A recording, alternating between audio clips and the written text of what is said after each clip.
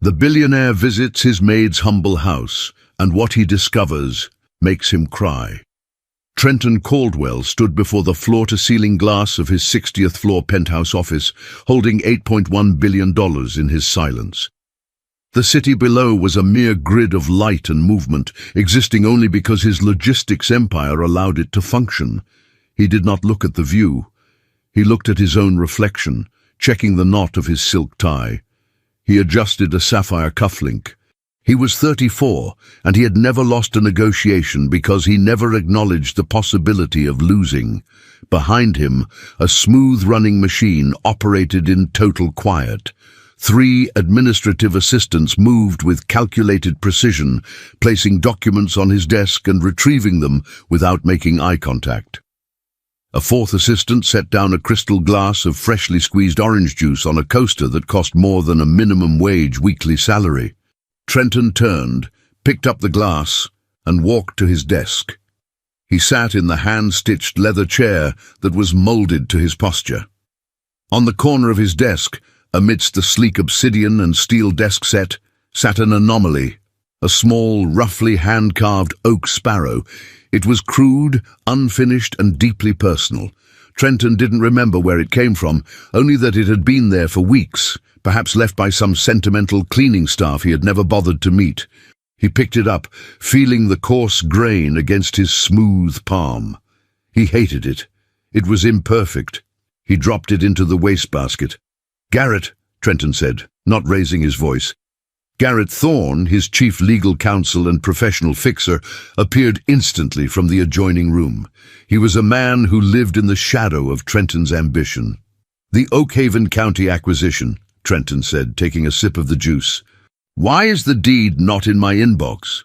Garrett cleared his throat, a sound that in this office was equivalent to a scream. "We have a holdout, Trenton. 1 parcel.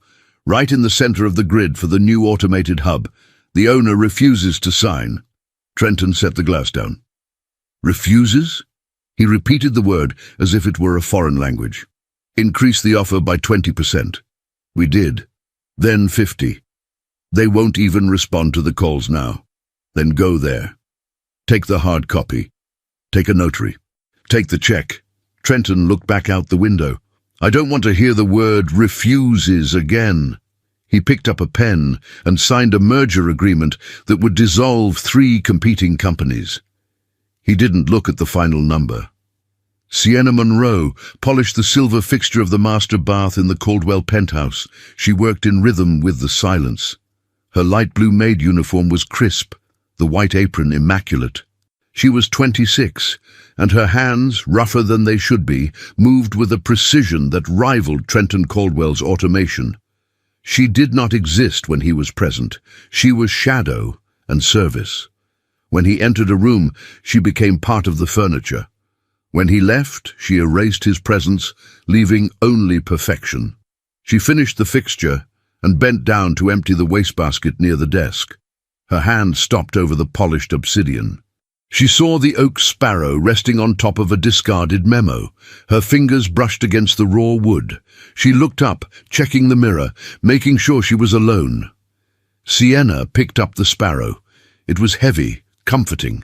She rubbed the small indentation where the wing was meant to be. This was the mate. She knew the carver's style.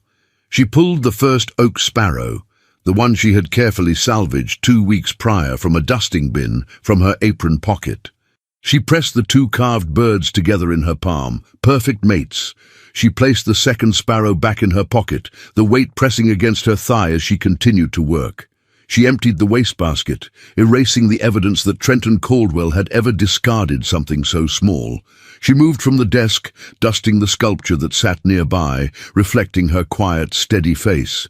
When her shift ended, she changed into her street clothes, her fingers brushing the oak birds one last time before leaving the sterile environment of the glass tower. She walked 3 blocks to the subway, descending into the noise and heat, another invisible face among thousands. Garrett Thorne stood on the edge of a gravel road, looking at the coordinates on his tablet. Caldwell Logistics did not make mistakes, yet this felt like a massive rural error. According to the satellite data, the automated hub's primary access point was located right where a rustic clay and stone countryside house stood. The house was poor. The mud walls were cracked, revealing the raw earth beneath. The traditional tiled roof was patched with modern tin. It was a scar on the land Trenton intended to perfect. Garrett straightened his jacket and walked toward the door. An elderly black man, Elias Monroe, sat on a simple white wooden chair under the shade of a skeletal tree, whittling a piece of wood. He didn't look up as the lawyer approached. "Mr. Monroe?" Garrett asked. Elias stopped whittling, his knife hovering. "Depending on who's asking." "I represent Caldwell Logistics. We sent you several offers regarding this property." Elias looked at the wood. "I got them. We are prepared to double the last offer. It is more money than you could make in 5 lifetimes, sir. All you have to do is sign." Garrett held out the digital tablet. Elias resumed whittling. A curl of oak fell to the dusty ground. "My granddaughter lives here. Her mother lived here. Her mother before that. This isn't a negotiation, son. It's my life." "Mr. Caldwell wants this property," Garrett said, his tone sharpening. Elias looked up, his eyes milky but steady. "And I want to finish whittling this sparrow before the sun goes down." The white luxury sedan pulled smoothly into the Caldwell corporate parking garage, which was reserved exclusively for Trenton. He did not drive himself often, but today required a direct approach. The failure of Garrett Thorne was not acceptable. Garrett was waiting by the elevator, his face pale. "He refused again?" Trenton asked before the elevator doors even opened. He wouldn't even look at the tablet. "It's an old man, Trenton. A holdout. We can just initiate the eminent domain process and—" "No, that takes months. I want that hub running by the end of the quarter." Trenton grabbed the hard copy file from Garrett's hand. "Where are the coordinates?" "Oak Haven County. It's almost 2 hours out." Trenton looked at his watch. "Reschedule the afternoon briefings. I'm going myself." "You?" Garrett's voice cracked. "Trenton, this is below you. Let me handle it. I'll bring the sheriff." "You've spent 3 weeks handling it. I'll handle it in 10 minutes. Trenton walked past him to the driver's side of the luxury sedan. He had already dismissed Garrett from his mind. Sienna unlocked the front door of the rustic house. The dusty smell of home, old wood, dried herbs and earth enveloped her, a sharp contrast to the antiseptic ozone of the penthouse. "Grandpa!" she called out. Elias was sitting in the same chair under the tree, but he was holding the finished carving. He looked tired. "The lawyer came back," Elias said. Sienna dropped her bag and knelt beside him. "The same one?" "No, a nervous one. Offered more money. He said the big man himself might come." Elias ran his thumb over the new carving. It was a hawk, sharp and aggressive. "We don't need his money, Grandpa." "He doesn't know that. Men like that, they think everything is for sale." Sienna looked at the clay walls of their home. It was old, but it was theirs. It was the only place she was truly visible. "Let him come," she said softly. The white luxury sedan was entirely out of place on the dirt road leading into Oak Haven. Dust coated the immaculate paint. The suspension, tuned for city asphalt, groaned against the ruts. Trenton's hands gripped the leather steering wheel, tighter than necessary. He felt the coarse grain, which reminded him, unpleasantly, of the crude carving he had thrown away. The GPS coordinates announced he had arrived. He stopped the car. He looked at the house. It was worse than the photos. A clay hovel with a tin roof, a monument to failure. Trenton checked his tie in the rearview mirror. He took the legal file from the passenger seat. He stepped out of the air-conditioned cabin into the dry, overpowering heat of the countryside. He walked toward the elderly man sitting under the tree. Elias Monroe stopped whittling. He looked at Trenton Caldwell. "You're the big man," Elias stated. Not a question. "I am the owner of Caldwell Logistics," Trenton said, his voice smooth and commanding. He didn't offer a handshake. "And I am here to personally deliver an offer that will change your life, Mr. Monroe." The front door of the rustic house creaked open. "We don't want your offer," a woman's voice said from the shadows. Sienna Monroe stepped into the bright sunlight, still wearing the crisp white blouse of her street clothes, but her posture was no longer invisible. She stood beside her grandfather, her hands pressed together. Trenton Caldwell froze. The direct, aggressive speech he had prepared died in his throat. He stared at the woman he had never truly looked at, the one who polished his fixtures and erased his existence. "Sienna," he said, the name unfamiliar on his tongue. The midday sun struck the Oakhaven dirt with a brilliant, unforgiving light, casting sharp, natural shadows across the yard. The heat radiated from the cracked, dry earth, bleaching the sparse, rural vegetation that clung to the hills in the background. In the center of this desolation sat the modern luxury white sedan, its pristine aerodynamic curves and gleaming paint creating a violent, jarring contrast against the rough textures of the countryside.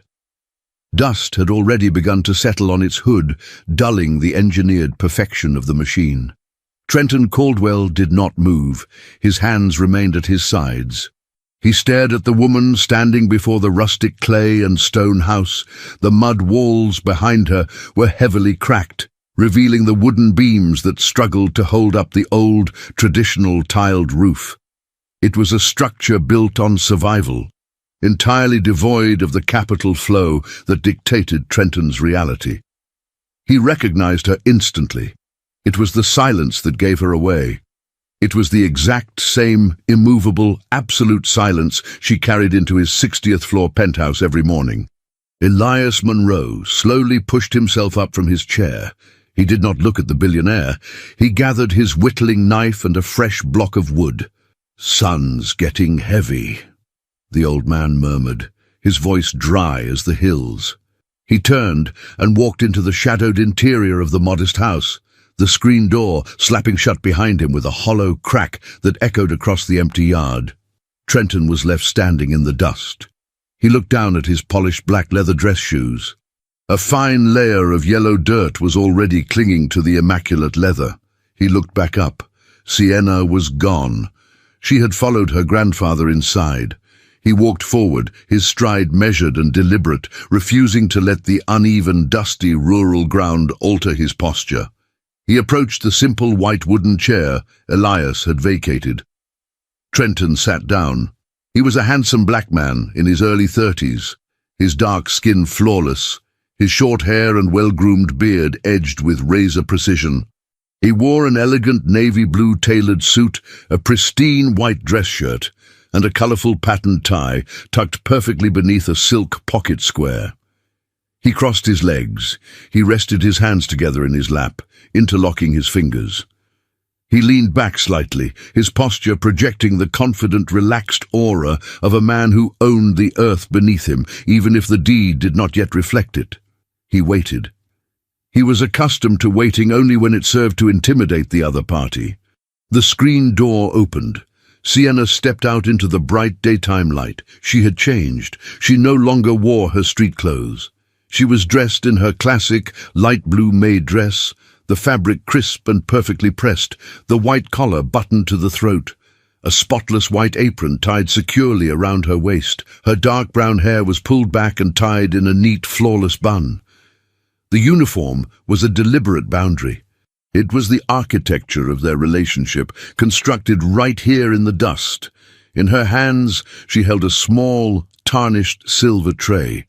Resting on the center of the tray was a heavy crystal glass filled with fresh, bright orange juice. Ice clinked softly against the rim. She walked toward him, her steps silent on the packed earth. She stopped in the foreground just to his left. She stood respectfully, holding the tray out toward him. Her dark skin caught the warm daylight. Her expression was entirely gentle, entirely humble. She looked slightly downward, refusing to meet his eyes directly, a soft, respectful smile resting on her lips. "Your juice, Mr. Caldwell," she said. Her tone was exact. It was the precise frequency she used in the penthouse. Trenton stared at the glass. He looked at the cracked mud walls of her home, then at the $150,000 vehicle parked beside it, and finally back to the maid, serving him in the middle of nowhere. The dissonance was absolute. He unclasped his hands and took the glass. The crystal was heavy and cold. "You clean my floors," Trenton said, his voice flat, devoid of a question. "Yes, sir," Sienna replied softly. "You make $22 an hour." "24, sir." After the annual adjustment, she kept her eyes directed at the dust near his polished shoes. Trenton took a slow sip of the juice. It was perfect. "I am going to build a fully automated 4 million square foot shipping hub on this exact coordinate, Sienna. It will process 2 million packages a day. It requires direct access to the interstate. Your grandfather's property sits precisely on the central loading artery." He set the glass down on the edge of the tray she still held. "I am offering $3 million for this clay house." Sienna did not flinch. Her hands, holding the tray, did not waver by a single millimeter. Deep inside the right pocket of her crisp white apron, the heavy, hand-carved oak sparrow pressed against her thigh. She focused on the weight of the wood through the fabric. "The property is not for sale, Mr. Caldwell," she said, her voice maintaining its gentle service industry cadence. Trenton let out a short, quiet breath. He looked out at the dry hills. "You understand that $3 million removes you from this dust. It removes you from my penthouse. You would never have to wear that apron again." "Will there be anything else, sir?" she asked, her soft, respectful smile never breaking. Trenton looked at her face. He searched for the calculation, the greed, the hesitation. There was nothing. Just the quiet, immovable surface of a woman doing her job. "I don't leave things unfinished," Trenton said, uncrossing his legs and standing up. He buttoned his suit jacket. "Tell your grandfather the offer expires on Friday." He turned and walked to the white sedan. He got in, the heavy door sealing him inside a soundproof, climate-controlled vault. He started the engine. Sienna stood in the yard, holding the silver tray, watching as the vehicle turned around and drove away, a massive cloud of dust rising behind it, slowly settling over the dry earth and the cracked roof of her home. She reached into her apron pocket and ran her thumb over the rough, unfinished wing of the oak sparrow. The fluorescent lights of the Caldwell Logistics legal department hummed at a frequency specifically designed to keep employees alert. Garrett Thorne sat at the head of a long, polished mahogany table, surrounded by stacks of municipal zoning codes and property tax histories. Trenton stood by the window, looking out at the city grid. "Oakhaven County is desperate for infrastructure revenue," Garrett said, sliding a thick folder across the table. "They have a municipal ordinance from 1984 regarding agricultural water usage. It was never enforced. If we push the county commissioner, they can reclassify the Monroe parcel as non-compliant. The fines would compound daily." "Do it," Trenton said to the glass. "It will cut off their primary reservoir access, Trenton. They won't have running water." "I said do it." Trenton turned around. "I want the access road reclassified as a commercial construction zone. I want the county to pull their maintenance, buy the debt of the local supply stores. If they want to live in the dirt, let them feel exactly what the dirt costs." The tap in the modest clay and stone house sputtered, coughed a spray of brown rust, and went completely dry. Elias stood at the sink, his hands resting on the worn porcelain. He looked out the window at the distant county trucks erecting orange barricades across the main dirt road. Sienna walked into the kitchen. She wore a faded grey t-shirt and heavy denim jeans. She saw the dry tap. She did not sigh. She did not speak. She simply turned, walked to the back corner of the room, and picked up 2 heavy, galvanized steel buckets. She walked out the back door. The sun was merciless. The county trucks had blocked the road, meaning the drive to the secondary well was impossible. Sienna began to walk. The dry brush scraped against her jeans. The heat pressed down on her shoulders. She walked 2 miles to the creek line, filled the heavy steel buckets, and began the walk back. Her arms burned, the metal handles bit into the calluses on her palms. She focused her eyes on a fixed point on the horizon. She regulated her breathing, in, out, step, step. She reached the house, her shirt soaked in sweat, and carefully poured the water into the boiling pot on the stove. She did not spill a drop. Trenton sat at a corner table in an exclusive low-lit restaurant. The ambient noise was a soft murmur of wealth and influence.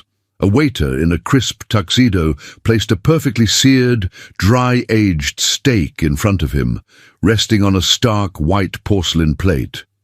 The silver cutlery gleamed under the directional lighting. Trenton placed his hands on the table, resting them on the heavy, white linen tablecloth. His hands were perfectly manicured, relaxed, entirely free of tension. He looked at the steak. He picked up his knife. He made a single, precise cut. He did not eat it. He set the knife down. He stared at the empty chair across from him. Sienna sat on the edge of her narrow cot.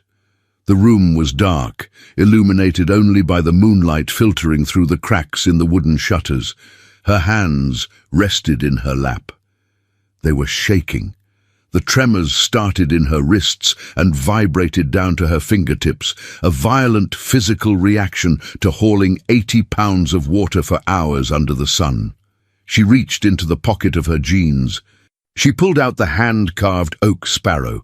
She gripped it tightly in her right hand, pressing the sharp, unpolished edges into her palm. The pain of the wood grounded her. She closed her eyes. She held the wooden bird until the shaking in her hands slowly subsided into a dull, steady ache. The elevator doors of the 60th floor opened with a soft chime. Trenton stepped out, his phone pressed to his ear. "I don't care if the commissioner is hesitant, Garrett. Double his campaign contribution. I want the Monroe property condemned by Thursday." Trenton walked into his penthouse office. He stopped. Sienna Monroe was standing by the floor-to-ceiling glass window. She was wearing her classic light blue maid dress, the white collar crisp, the apron immaculate. She held a microfiber cloth in her hand. She was wiping a microscopic smudge from the glass. She had walked 5 miles past the county barricades in the dark to reach the highway bus stop. She had ridden 2 hours into the city. She had arrived exactly on time for her shift. Trenton lowered the phone from his ear. He hung up without saying goodbye. Sienna finished polishing the glass. She turned around. Her dark eyes met his for a fraction of a second before dropping respectfully to the floor. Her expression was serene. She showed absolutely no signs of the physical devastation of the previous 3 days. "Good morning, Mr. Caldwell," she said, her voice perfectly modulated, empty of any exhaustion or anger. Trenton stared at her. The vast billion-dollar machinery he had unleashed against her had not altered her routine by a single minute. He looked at her hands, resting quietly against her white apron. He did not see the blisters. He saw only a terrifying, impenetrable resilience. She picked up her cleaning caddy. "I will begin the boardroom, sir, unless you need the office first." Trenton did not answer. He watched her walk silently past him, a ghost in his machine, entirely immune to the gravity of his wealth. Trenton Caldwell stood at the head of the glass-walled conference room on the 60th floor. Spread across the massive granite table were topographical maps of Oak Haven County, stamped with the red seals of municipal authorities. Garrett Thorne sat to his left, sliding a heavy final document across the polished stone. It was a formal order of condemnation. Trenton picked up a solid tungsten pen. He did not read the paragraphs of legal precedent. He pressed the metal tip to the paper and signed his name with hard, sharp strokes. The ink bled slightly into the thick paper. He handed the document back to Garrett. "The sheriff executes the eviction at dawn on Friday," Trenton said. "Bring the bulldozers directly behind the cruisers. Once the roof is down, the property classification shifts permanently to industrial salvage. They won't have the capital to file an injunction before the concrete is poured." Sienna Monroe stood in the industrial laundry room hidden behind the kitchen of the Caldwell penthouse. The air was thick with heat and the chemical smell of bleach. She held a heavy iron, pressing it down onto the collar of a spare white apron. Steam hissed violently as the hot metal met the damp cotton. She moved the iron with absolute precision. Forward, back. The fabric smoothed out, perfectly flat, erasing all evidence of wear. She did not look at the clock. She folded the apron, placed it on a pristine stack, and picked up the next wrinkled garment. Trenton sat in the back of a black executive SUV. He had abandoned the white luxury sedan. Its suspension was severely damaged from his previous trip to Oakhaven. The SUV was built like a vault, absorbing the shock of the unpaved rural roads without transferring a single vibration to the leather seats inside. He held a manila envelope containing the copies of the condemnation order. He stared at the tinted window. The dry hills rolled past, bleached and dead under the afternoon sun. He checked his phone. The market was closing. His net worth had increased by $14 million since breakfast. He locked the screen and placed the phone face down on the seat. The SUV turned onto the dirt road leading to the Monroe property. The orange barricades erected by the county had been shoved aside by the vehicle's heavy steel grille. Trenton told the driver to wait at the edge of the property line. He stepped out into the crushing heat. The yard was empty. The simple white wooden chair sat vacant beneath the skeletal tree. The house looked even more fragile than before. The cracked mud walls seemed to lean slightly, the traditional tiled roof sagging under the weight of decades of gravity and neglect.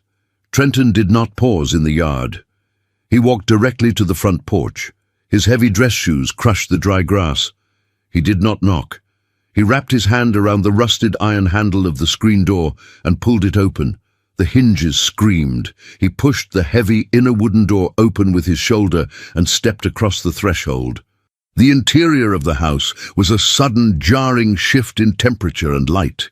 It was dark, the air cooled by the thick earthen walls, smelling of dried sage, old wood ash and dust. The floorboards creaked under his weight. Elias Monroe sat at a small, scarred wooden kitchen table. He was repairing a heavy canvas strap with a thick needle and twine. He did not stop his work when the door hit the wall. He did not look up. Trenton walked to the table. He dropped the heavy manila envelope onto the wood. The slap of the paper echoed in the quiet room. "The county has condemned the structure," Trenton said. His voice filled the small space, loud and absolute. "The sheriff will be here on Friday morning to remove you. The demolition begins 10 minutes after you are off the property. You have 48 hours to pack whatever you think is worth saving." Elias pulled the thick twine through the canvas. It made a rough, scraping sound. "You're standing on my floor, Mr. Caldwell." Trenton paced away from the table. He looked at the kitchen. A cast-iron pot sat on a cold stove. The sink was dry. The shelves held chipped ceramic plates and jars of preserved vegetables. "You brought this on yourself," Trenton said, gesturing to the room. "I offered you an exit. I offered you wealth. You chose to sit in the dirt. Now I am taking the dirt." He walked toward the narrow hallway leading to the back of the house. He wanted to see the entirety of the ruin he was erasing. He wanted to map the poverty. "Don't go back there," Elias said. The needle stopped. Trenton ignored him. He pushed past a faded curtain hanging in the hallway and stopped in front of a closed wooden door. The wood was deeply scored, older than the rest of the house. He turned the brass knob and pushed the door open. The back room was entirely different from the rest of the house. It was spotless. The dust that coated the front rooms was absent here. The wooden floorboards were polished to a dull shine. The afternoon sun filtered through a small, clean window, casting a warm, rectangular beam of light across the center of the space. In the corner sat a heavy medical bed, its metal rails lowered. Beside it stood an empty green medical oxygen cylinder. The blankets on the bed were folded with severe military precision. Trenton stepped into the room. The air was perfectly still. Against the far wall, under the window, was a long, heavy wooden workbench. It was covered in tools, small chisels, files, sandpaper, and a worn leather strop. Wood shavings were swept neatly into a pile at the corner of the desk. Lined up along the back edge of the workbench were dozens of hand-carved oak animals. There were hawks, foxes, and wolves, and there were sparrows. Dozens of sparrows. Trenton stopped breathing. He walked slowly toward the workbench. He reached out and picked up one of the sparrows. He turned it over in his hand. He looked at the deep, asymmetrical gouge under the left wing. It was a flaw in the carving technique. It was the exact same flaw, the exact same knife stroke, as the oak sparrow he had picked up from his glass desk in the penthouse and thrown into the wastebasket weeks ago. Trenton looked up from the wooden bird. Pinned to the wall above the workbench was a single faded photograph. It showed 3 people in the front yard of the house. Elias Monroe stood on the left, looking younger, his hand resting on the shoulder of a man sitting in the simple, white wooden chair. Sienna Monroe, wearing a high school graduation gown, stood on the right. The man in the chair was frail, his clothes hanging loosely on his frame. He was holding a piece of raw wood and a carving knife. He was looking directly at the camera. He was smiling. It was a wide, genuine, unburdened smile.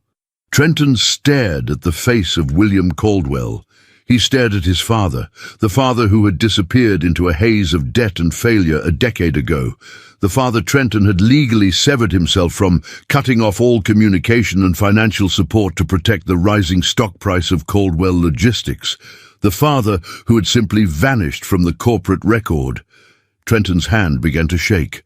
The tremor started in his fingers and traveled up his arm. The hand-carved oak sparrow slipped from his grip and hit the wooden workbench with a dull, heavy clatter. He looked down. Next to the pile of wood shavings lay a folded piece of heavy paper. It was a county death certificate. Trenton did not need to pick it up to read the bold black ink at the top. Name of deceased William Thomas Caldwell. Place of death, Oak Haven County. Primary caretaker. Informant, Elias Monroe. Trenton stepped back.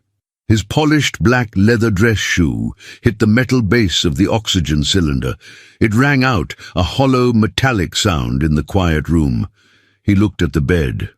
He looked at the oxygen tank. He looked at the tools. His billion-dollar empire had spent 3 weeks trying to crush this property. He had starved the waterline. He had bought the debt. He had signed the condemnation. He had just ordered bulldozers to destroy the only place in the world where his father had found peace. A shadow moved in the doorway. Sienna Monroe stood there. She was wearing her faded grey t-shirt and heavy denim jeans.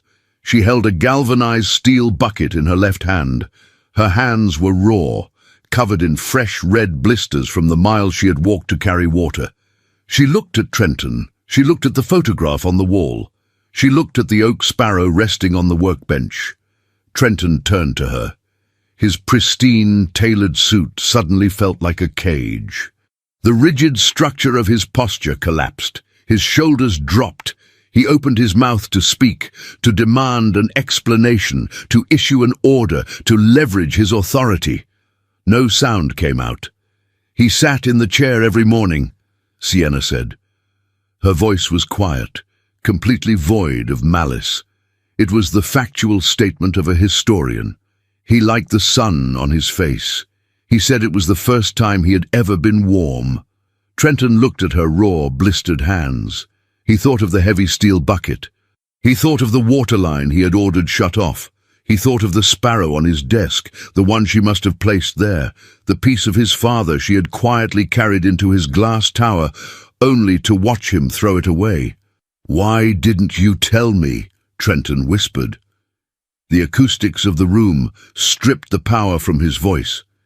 It sounded small. Sienna set the steel bucket down on the floorboards.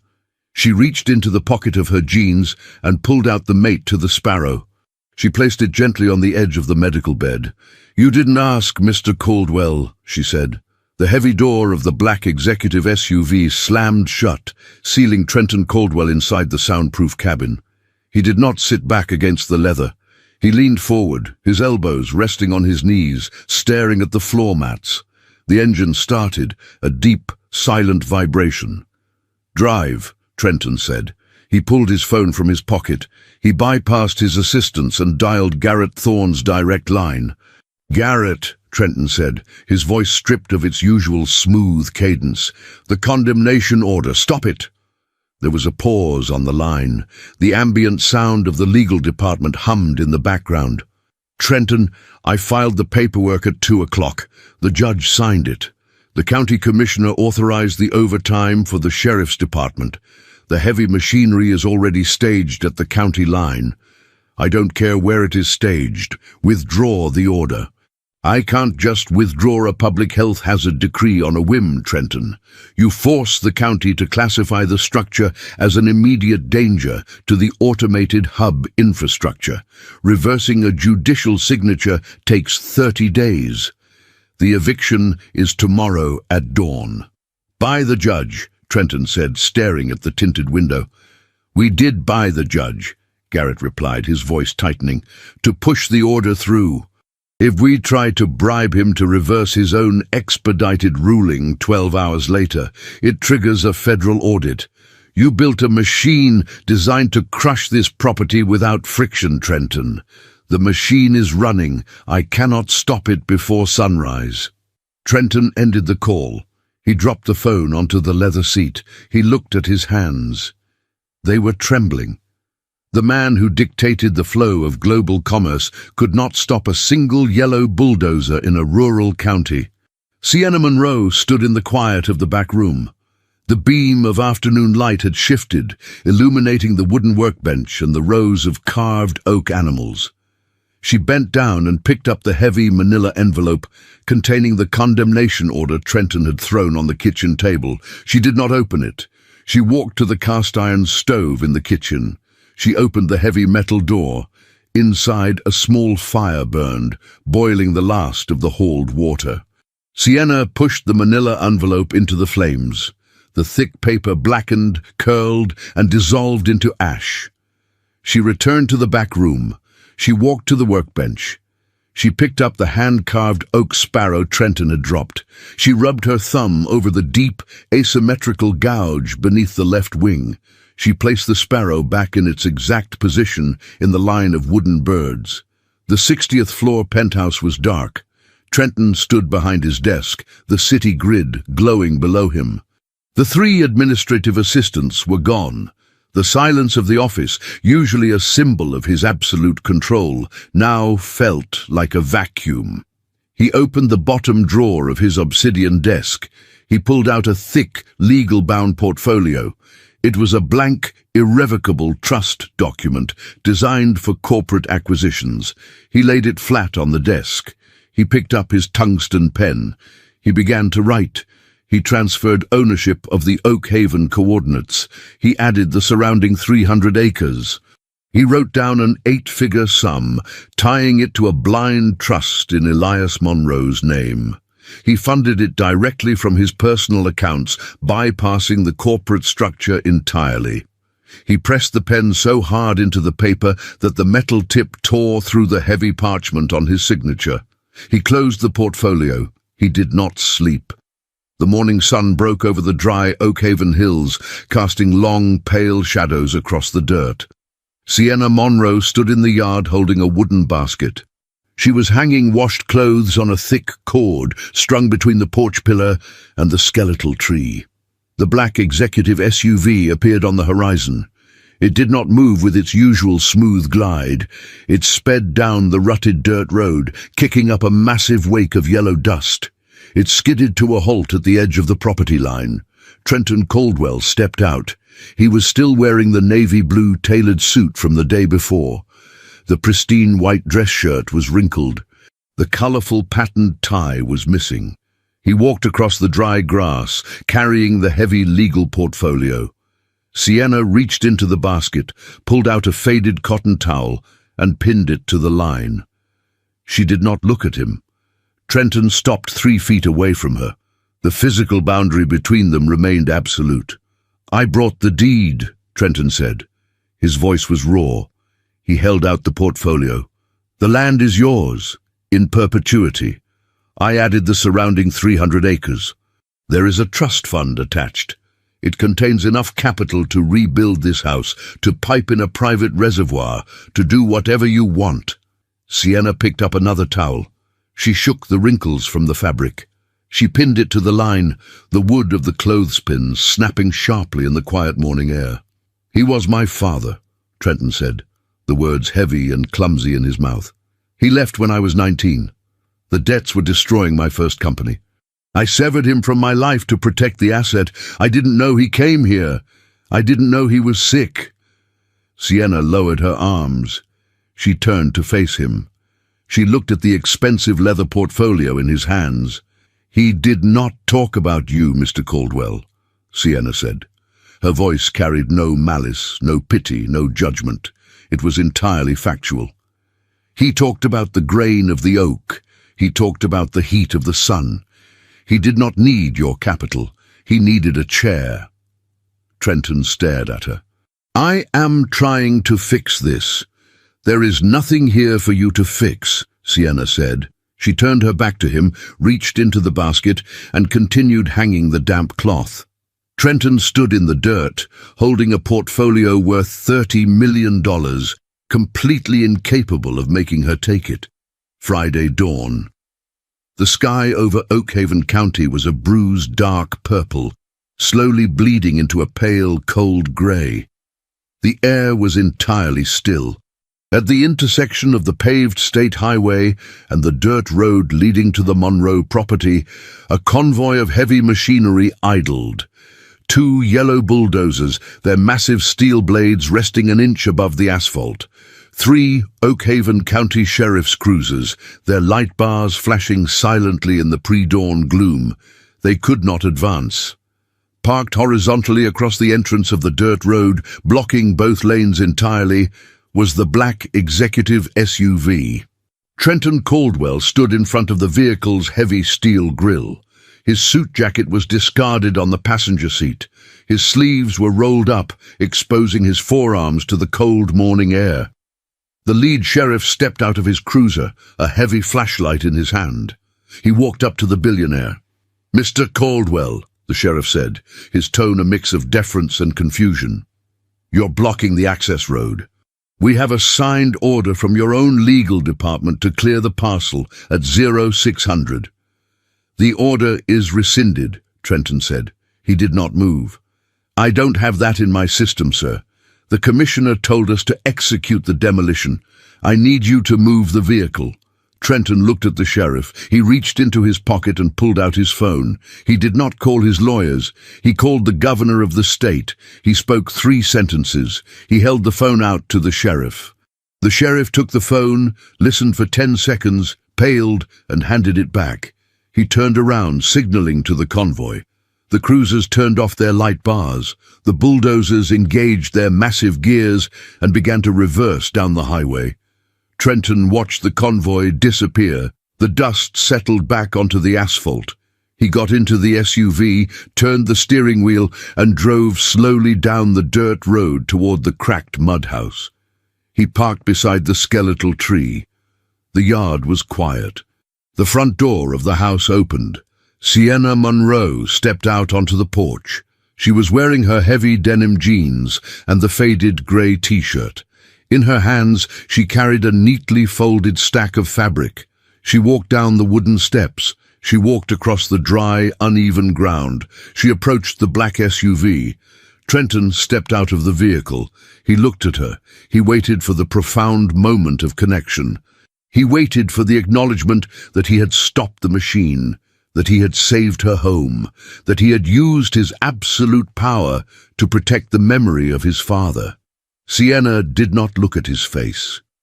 She stopped in front of the hood of the SUV. She placed the folded stack of fabric onto the warm metal of the hood. It was the classic light blue Maid dress. The white collar was perfectly crisp. The spotless white apron rested on top. Placed squarely in the center of the folded apron was her polished obsidian security access card. Trenton looked at the uniform. "The county will restore the waterline by noon," he said, his voice quiet. "The land is clear." Sienna reached into the pocket of her jeans. She pulled out the hand-carved oak sparrow, the one Trenton had thrown in the wastebasket weeks ago, the one with the asymmetrical gouge beneath the left wing. She set it gently on top of the folded white apron, right next to the obsidian access card. "The sun is up, Mr. Caldwell," Sienna said. Her expression remained gentle, humble, and entirely distant. "You are blocking the path to the well." She turned away from him. She walked to the side of the house, picked up the two heavy galvanized steel buckets, and began the long walk toward the creek line. She did not look back. Her stride was steady, uninterrupted, and completely free. Trenton Caldwell stood alone in the dust. He looked at the cracked mud walls. He looked at the empty white wooden chair. He looked down at the hand-carved oak sparrow resting on the pristine fabric of the uniform he owned. The 60th floor penthouse was silent. The city below moved in its frantic, endless grid, entirely dependent on the logistics empire that spanned the globe. Trenton sat in his hand-stitched leather chair. His posture was rigid. The desk in front of him was clear of all paperwork, all contracts, all evidence of his $8.1 billion net worth. Resting in the center of the sleek, cold obsidian desk was the crude, unfinished oak sparrow. Trenton placed his flawless, manicured hands on the edge of the desk. He stared at the wooden bird. He did not touch it. He sat in the center of his glass tower, surrounded by everything he had ever built, possessing nothing he could ever keep. The climate control system in the Caldwell Logistics Executive Boardroom was designed to maintain a constant temperature of 68 degrees, regardless of the solar heat beating against the 60 stories of exterior glass. The air was filtered, odorless, and sterile. Around the massive, custom-milled granite table sat 12 members of the board of directors. They wore dark worsted wool and heavy silk. They did not speak. They looked at the empty chair at the head of the table. Garrett Thorne stood near the projected display on the far wall. The screen showed a map of the United States, dominated by a glaring red indicator over Oakhaven County. The indicator represented a daily capital bleed of $2.4 million. The heavy machinery contracts were frozen. The supply chain reroutes were accumulating compounding penalties. The automated hub, the crown jewel of the fiscal year, was a dead zone. The heavy oak doors of the boardroom opened. Trenton Caldwell walked in. He did not carry a tablet. He did not carry a legal pad. He walked to the head of the granite table and sat down. The tailored lines of his navy suit seemed slightly off, as if the fabric were hanging on a frame that had lost its structural density overnight. His collar was perfectly white, but the knot of his tie was loosened by a fraction of an inch, a microscopic deviation that, in this room, registered as a seismic event. He placed his hands flat on the cold stone of the table. He did not look at the projected map. He looked at the empty space between his fingers. "The Oakhaven site is terminated," Trenton said.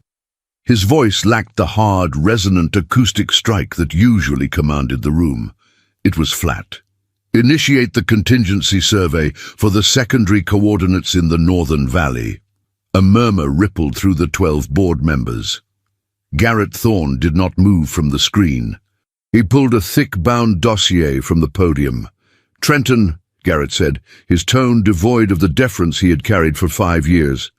"The Northern Valley coordinates require blasting through solid limestone.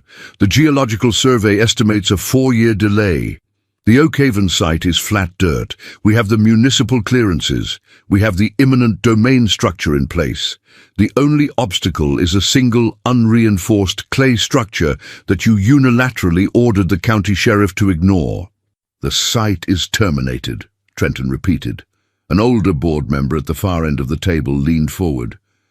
"You wired $30 million of personal capital into a blind trust registered to an Elias Monroe 48 hours ago. You then halted a legal demolition that this board authorized. Our shareholders are watching the primary logistics artery of this company stall because you are protecting a shack in the dust. You have a fiduciary duty to this table, Trenton." Trenton looked up. He looked at the faces of the men and women who only existed in his orbit because he generated wealth.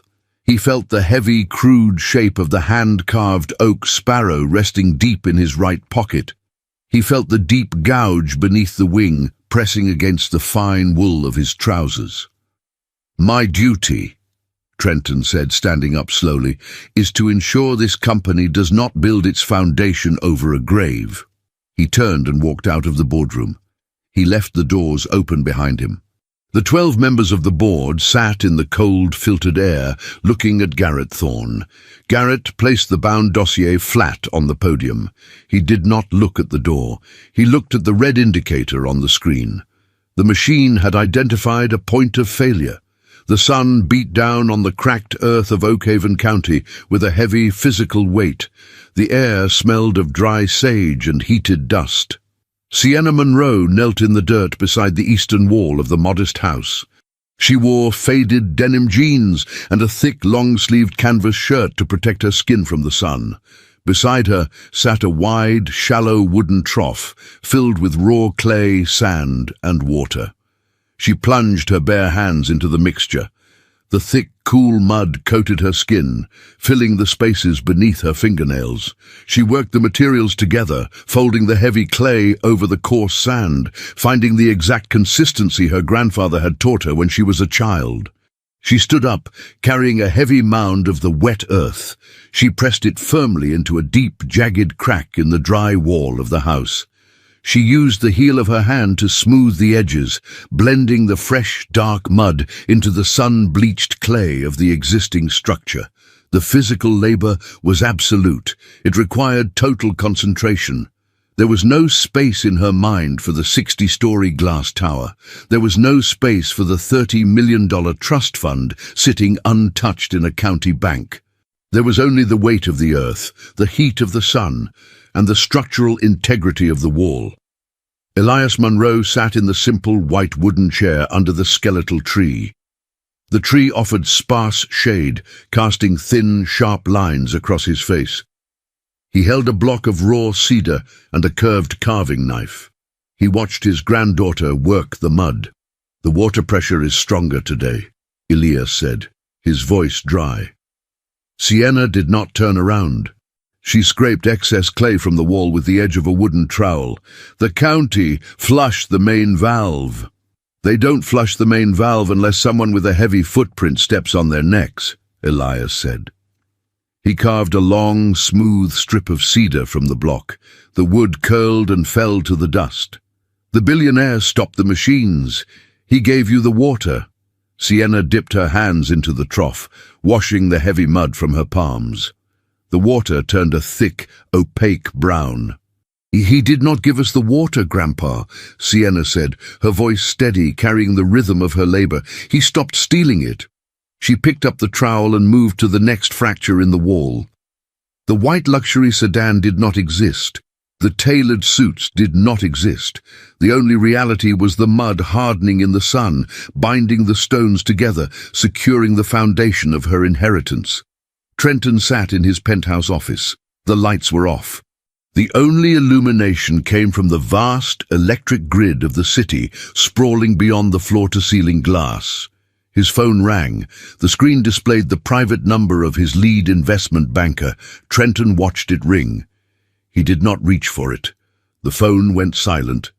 10 seconds later, the private line on his desk began to flash.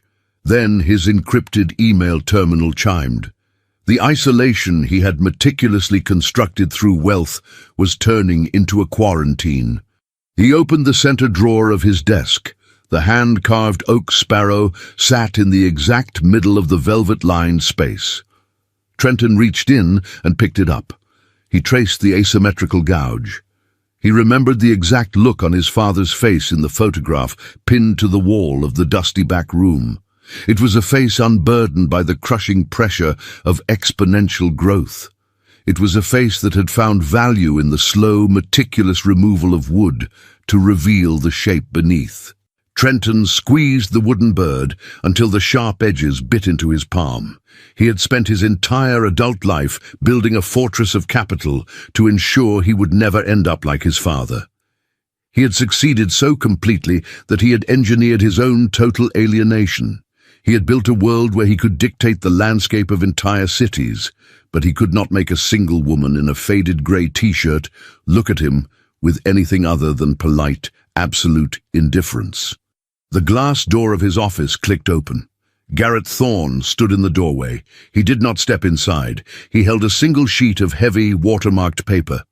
"The board convened an emergency session, Trenton," Garrett said. The silence of the office swallowed his words, making them sound distant and hollow. The vote was unanimous. Trenton did not turn his chair around. He kept his eyes on the city grid. "Fiduciary negligence and breach of the stability clause," Garrett confirmed. "The rerouting of the Oakhaven hub and the $30 million blind trust established a pattern of erratic, non-corporate behavior. The shareholders are exposed. The bylaws require immediate separation of the chief executive officer to stabilize the stock price." Garrett stepped forward and placed the heavy paper on the edge of the obsidian desk. "Security has disabled your elevator access to the executive floors," Garrett said. "You have 30 minutes to clear your personal effects." Trenton looked at the document. It was a masterpiece of legal severing. It was the exact same mechanism he had used to cut his father out of his life 10 years ago. It was clean, efficient, and entirely devoid of blood. He did not argue. He did not threaten to dismantle the board. He simply opened his hand, looking at the rough oak sparrow resting against his skin. The machine had finally identified him as the inefficiency. The Oakhaven County Courthouse was a squat brick building that smelled of old floor wax and decaying paper. The fluorescent lights overhead buzzed with a low, inconsistent frequency. Sienna Monroe stood at the wooden counter of the property registrar's office. She wore a clean, pressed white blouse and dark trousers.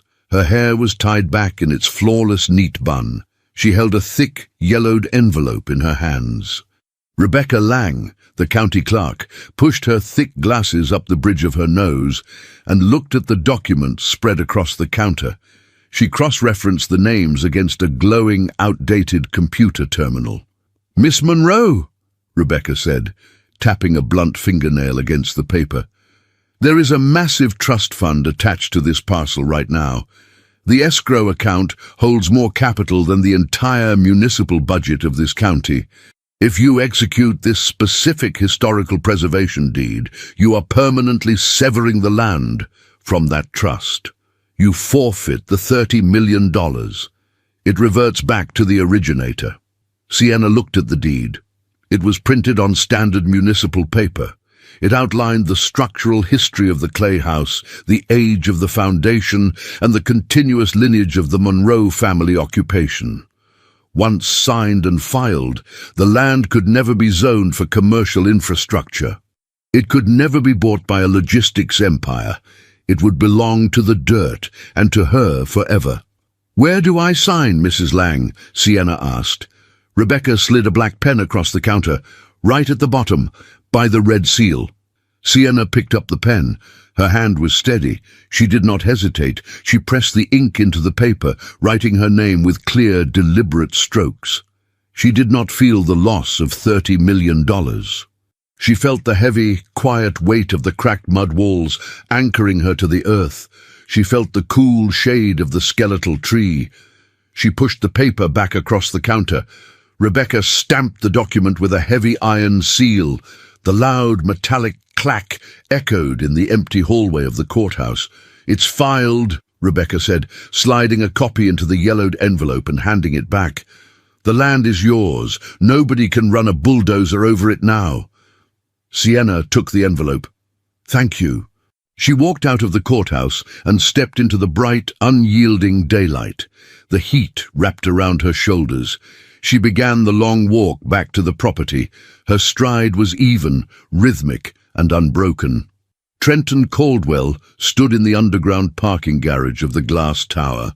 The white luxury sedan was parked in his reserved space, its paint gleaming under the harsh artificial lights, the suspension completely repaired. He was wearing his navy blue tailored suit, but he carried no briefcase. He carried no phone. He carried no legal portfolios. Two silent security guards in dark suits stood 10 feet away, watching him with blank expressions. They were the same men who had enforced his will for years. Now, They were enforcing the boundary between him and the empire he had built. Trenton opened the door of the sedan. He sat in the driver's seat. He closed the heavy door, sealing himself inside the soundproof cabin. He pressed the ignition. The engine hummed. He drove out of the garage, merging into the heavy, chaotic traffic of the city grid. He drove without a destination. The GPS screen on the dashboard remained blank.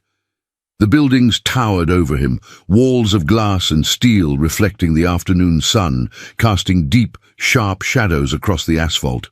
He drove for hours. The city eventually gave way to the suburbs, and the suburbs bled into the highway. He did not turn toward Oak Haven County. The geography of that space was permanently closed to him. He had tried to buy his way into its history, and the transaction had been denied. He pulled the vehicle into an empty paved overlook on the edge of the state line. The sun was beginning to set, burning the horizon into a deep, bruised orange. Trenton turned off the engine. The silence in the cabin was total. He reached into his pocket and pulled out the hand-carved oak sparrow. He set it on the polished dashboard, right above the steering wheel. The rough, unvarnished wood sat in stark contrast to the engineered perfection of the vehicle's interior. He looked at the deep gouge beneath the wing. He finally understood the flaw. It wasn't a mistake made by a careless hand. It was the natural resistance of the wood. His father had hit a hard knot in the oak, and instead of forcing the blade and breaking the carving, he had allowed the flaw to remain. He had worked around the imperfection. Trenton leaned his head back against the headrest. He looked out through the windshield at the dying light. He possessed billions in offshore accounts. He possessed the clothes on his back. He possessed the luxury vehicle. But sitting in the absolute quiet, he realized he was the most hollow structure in the landscape. He had spent his life polishing the glass, and now there was nothing behind it. The evening air over the Monroe property cooled quickly as the sun dipped behind the dry hills. The sky transitioned from vibrant orange to a deep, dark blue. The stars began to pierce the rural darkness, sharp and clear without the interference of city lights. Sienna Monroe sat on the front porch of the rustic house. The old wooden floorboards creaked softly as she shifted her weight. She was wearing her faded grey t-shirt and heavy denim jeans. Her raw, blistered hands rested quietly in her lap, the skin slowly healing. The eastern wall of the house was smooth and solid, the fresh clay drying perfectly into the old fractures.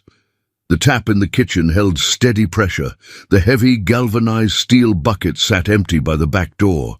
The white wooden chair under the skeletal tree was vacant. Elias had gone to sleep hours ago, the quiet, steady rhythm of his breathing echoing faintly through the open screen door. Sienna reached into her pocket. She pulled out the mate to the oak sparrow, the one with the perfect wings, the one her grandfather had carved. She held it in her palm, feeling the smooth, finished grain of the wood. She did not think of the glass tower. She did not think of the polished obsidian desk or the $30 million she had permanently erased with a single signature. She did not think of the man in the tailored suit who had tried to consume her world. He was simply a storm that had passed over the hills, kicking up dust before moving on. She looked out at the empty dirt road. The barricades were gone. The heavy machinery was gone. The silence of the countryside was deep, natural, and entirely unbroken. Sienna pressed the wooden sparrow gently between her hands, closed her eyes, and listened to the wind move through the dry grass. She was completely, fundamentally free.